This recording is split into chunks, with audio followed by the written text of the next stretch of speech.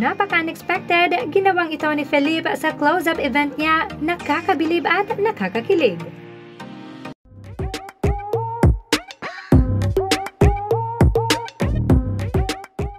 It looks like si Felipe, rather si Ken talaga ang head of sales para sa Philippine Arena concert nila.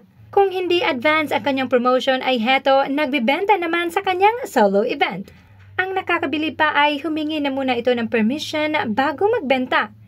Magbibenta ako ng ticket. Okay lang ba? Okay lang ba? So there's still available tickets for days to saw concert namin sa Philippine Arena.